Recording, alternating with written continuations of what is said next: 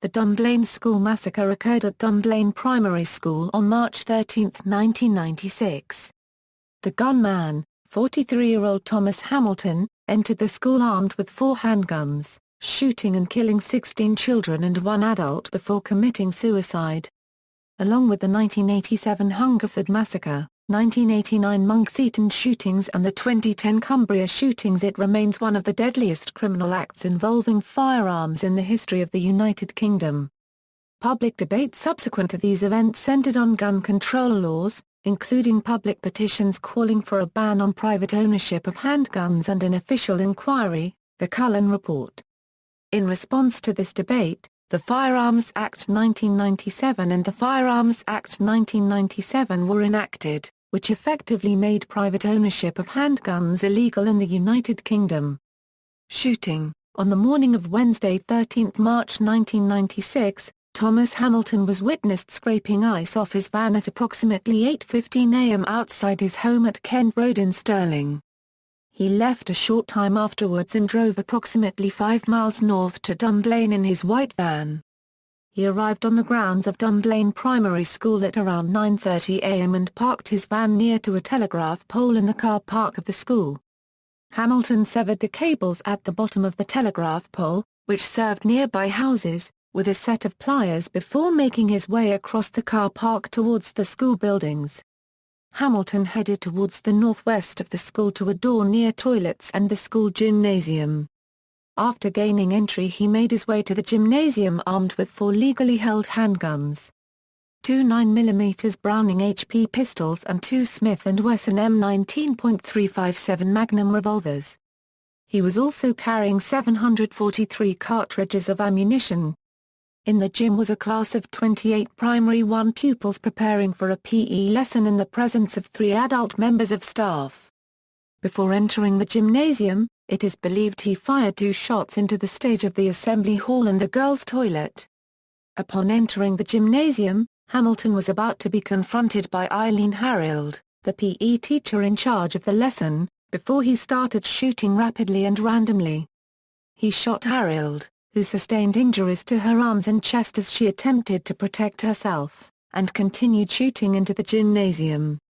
Harrild managed to stumble into the open-plan store cupboard at the side of the gym along with several injured children. Gwen Mayer, the teacher of the Primary 1 class, was shot, and killed instantly. The other present adult, Mary Blake, a supervisory assistant, was shot in the head and both legs but also managed to make her way to the store cupboard with several of the children in front of her. From entering the gymnasium and walking a few steps, Hamilton had fired 29 shots with one of the pistols and killed 1 child and injured several others. 4 injured children had managed to shelter in the store cupboard along with the injured Harold and Blake. Hamilton then advanced up the east side of the gym, firing 6 shots as he walked and then fired 8 shots towards the opposite end of the gym.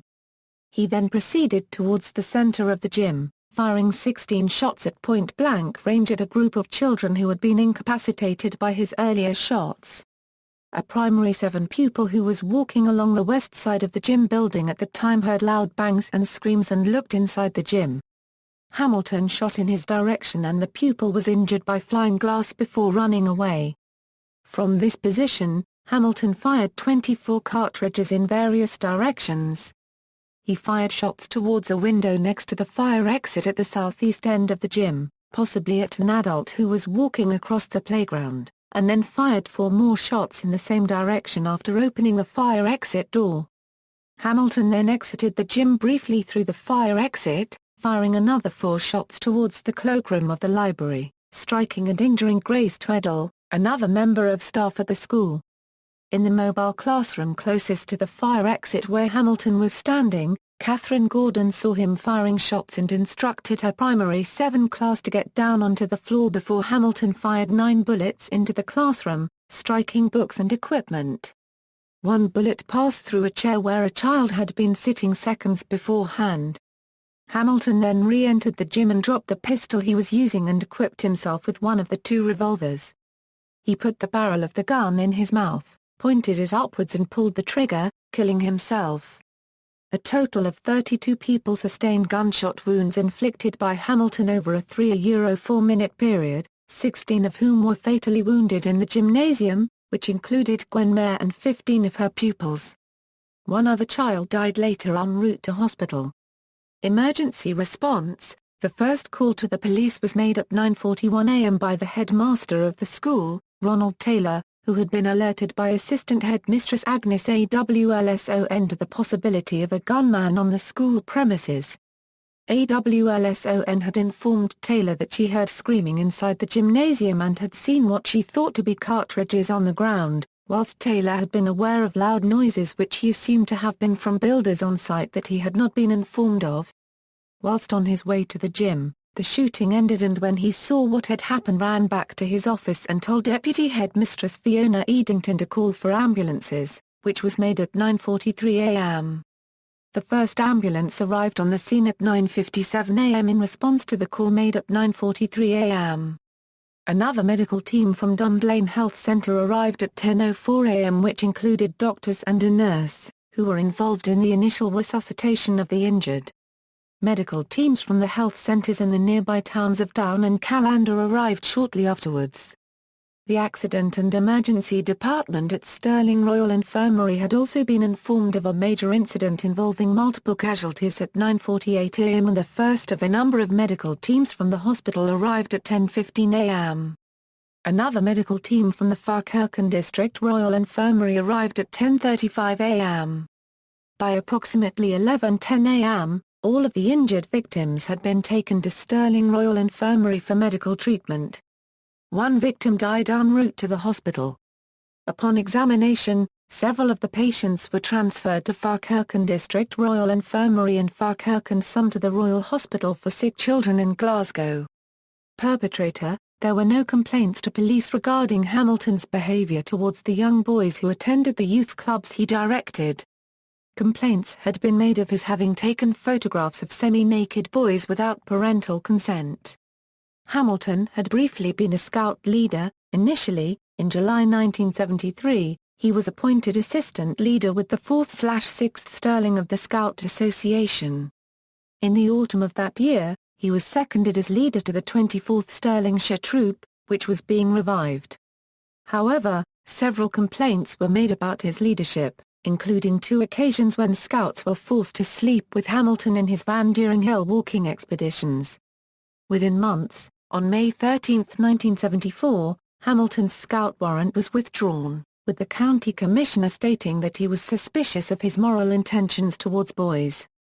He was blacklisted by the association and thus thwarted in a later attempt he made to become a scout leader in Clackmannanshire. He claimed in letters that rumours about him led to the failure of his shop business in 1993, and in the last months of his life he complained again that his attempts to organise a boys' club were subject to persecution by local police and the Scout movement. Among those to whom he complained were the Queen and the local Member of Parliament, Michael Forsyth. In the 1980s, another MP, George Robertson, who lived in Dunblane, had complained to Forsyth about Hamilton's local boys' club, which his son had attended. On the day following the massacre, Robertson spoke of having argued with Hamilton in my own home. On March 19, 1996, 6 days after the massacre, the body of Thomas Hamilton was cremated in a private ceremony.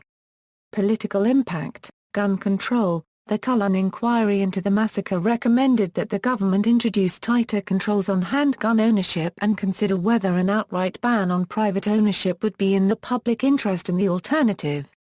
The report also recommended changes in school security and vetting of people working with children under 18.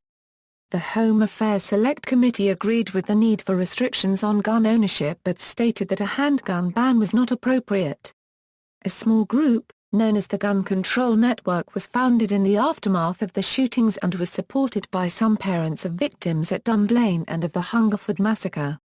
Bereaved families and their friends also initiated a campaign to ban private gun ownership, named the Snowdrop Petition, which gained 705,000 signatures in support and was supported by some newspapers, including the Sunday Mail, a Scottish newspaper whose own petition to ban handguns had raised 428,279 signatures within 5 weeks of the massacre.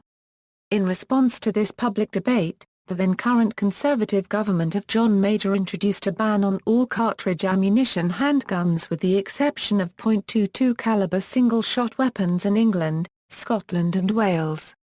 Following the 1997 general election, the Labour government of Tony Blair introduced the Firearms Act 1997, banning the remaining .22 cartridge handguns in England, Scotland and Wales, and leaving only muzzle-loading and historic handguns legal, as well as certain sporting handguns that fall outside the Home Office definition of a handgun due to their dimensions. The ban does not affect Northern Ireland, the Isle of Man, or the Channel Islands.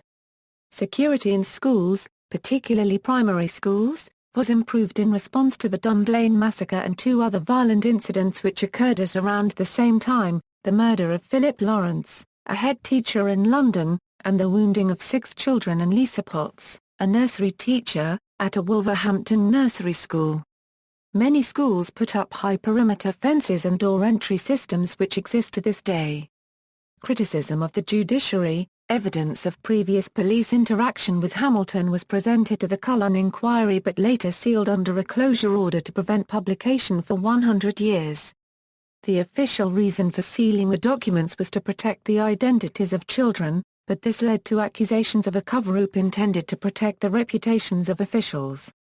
Following a review of the closure order by the Lord Advocate, Colin Boyd, edited versions of some of the documents were released to the public in October 2005. 4 files containing post-mortems, medical records and profiles on the victims remain sealed under the 100-year order to avoid distressing the relatives and survivors. The released documents revealed that in 1991, following Hamilton's Loch Lomond summer camp, complaints were made to Central Scotland Police and were investigated by the Child Protection Unit. Hamilton was reported to the Procurator Fiscal for consideration of 10 charges, including assault, obstructing police and contravention of the Children and Young Persons Act 1937. No action was taken. Media coverage, books, 2 books Dunblane, Our Year of Tears by Peter Sampson and Alan Crowe and Dunblane, Never Forget by Mick North both give accounts of the massacre from the perspective of those most directly affected. Another book, Dunblane Unburied by Sandra Utley, whose publication was funded by a shooters organisation, the Sportsmen's Association, examines Hamilton's relationship with members of Central Scotland Police and presents a disturbing alternative and largely conspiratorial account to the events leading up to the massacre. Utley alleges a major high-level cover-up and calls for a new public inquiry to establish the truth. Utley questions how Thomas Hamilton managed to tyrannize and intimidate so many boys at his clubs and summer camps for years without being stopped even though many parents complained to the police and councils, and why Central Scotland Police were allowed to carry out the investigation when they were implicated. On March 1, 2006, Creation Books released Predicate, The Dunblane Massacre 10 years after by Peter Sotos. Television. On the Sunday following the shootings, the morning service from Dunblane Cathedral, conducted by Reverend Colin McIntosh, was broadcast live by the BBC. The BBC also had live transmission of the memorial service on October 9, 1996, also held at Dunblane Cathedral. A documentary, Crimes That Shook Britain, featured the massacre. A documentary, Dunblane, Remembering Our Children, which featured many of the parents of the children who had been killed, was broadcast by ITV at the time of the first anniversary. At the time of the 10th anniversary in March 2006, 2 documentaries were broadcast. Channel 5 screened Dunblane a decade on, and BBC Scotland showed Remembering Dunblane. Newspapers. In 2009, the Sunday Express came under some criticism for its coverage of the survivors of the massacre. Memorials. 2 days after the shooting, a vigil and prayer session was held at Dunblane Cathedral which was attended by people of all faiths. On Mothering Sunday, on March 17, Queen Elizabeth II and her daughter Anne, Princess Royal, attended a memorial service at Dunblane Cathedral. 7 months after the massacre in October 1996, the families of the victims organised their own memorial service at Dunblane Cathedral in which more than 600 people attended, including Prince Charles, who was representing the royal family. The service was broadcast live on BBC One and conducted by James White. a former moderator of the General Assembly of the Church of Scotland. Television presenter Lorraine Kelly, who had befriended some of the victims' families whilst reporting on the massacre for GMTV, was a guest speaker at the service. In August 1997, 2 varieties of rose were unveiled and planted as the centrepiece for a roundabout in Dunblane. The 2 roses were developed by Cocker's Roses of Aberdeen. The Gwenmar Rose and Innocence Rose, in memory of the children killed. A snowdrop originally found in a Dunblane garden in the 1970s was renamed Sophie North in memory of one of the victims of the massacre. The gymnasium at the school was demolished on April 11, 1996 and replaced by a memorial garden. 2 years after the massacre on March 14, 1998, a memorial garden was opened at Dunblane Cemetery, where Gwenmar and 12 of the children who were killed are buried. The garden features a fountain with a plaque of the names of those killed. Stained glass windows in memory of the victims were placed in 3 local churches, St Blaine's and the Church of the Holy Family in Dunblane and the nearby Lecropt Kirk, as well as at the Dunblane Youth and Community Centre. The National Association of Primary Education commissioned a sculpture, Flame for Dunblane, created by Walter Bailey from a single yew tree, which was placed in the National Forest, near the village of Moira, Leicestershire. Commemoration Stone. In the nave of Dunblane Cathedral is a standing stone by the monumental sculptor Richard Kindersley. It was commissioned by the Kirk Session as the cathedral's commemoration and dedicated at a service on March 12, 2000. It is a clash arch stone 2 meters high on a Caithness flagstone base. The quotations on the stone are by E. V. Rio, Richard Henry Stoddard, Bayard Taylor and W. H. Auden. Musical tributes. With the consent of Bob Dylan, the musician Ted Christopher wrote a new verse for Knock In on Heaven's Door in memory of the Dunblane schoolchildren and their teacher. The recording of the revised version of the song, which included brothers and sisters of the victims singing the chorus and Mark Knopfler on guitar, was released on December 9, 1996 in the UK, and reached number 1. The proceeds went to charities for children. Pipe Major Robert Matheson of the Shots and Declared Pipe brand composed a pipe tune in tribute, The Bells of Dunblane. Australian band The Living End references the Dunblane massacre in their song Monday off their self-titled CD released in 1998. See also: Lists, List of attacks related to primary schools, List of massacres in the United Kingdom, List of school massacres, List of rampage killers. Similar shootings in the United Kingdom: Hungerford massacre, Monkseaton shootings, Cumbria shootings, 2010 Northumbria police manhunt. Other shootings: Hoddle Street massacre, Port Arthur massacre, a similar but deadlier spree killing in Australia. It took place less than 2 months after the Dunblane massacre, prompting similar gun law reforms. Fiction, Southcliffe. References. Further reading.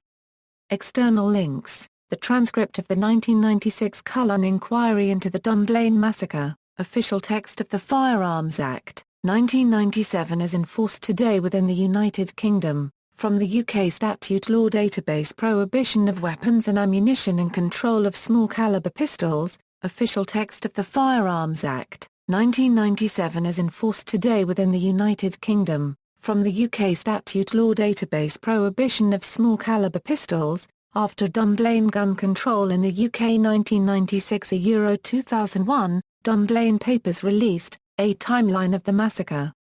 Dunblane Unburied, extensive description of the Dunblane Massacre from Court TV, Dunblane Massacre a description on the incident by The Guardian,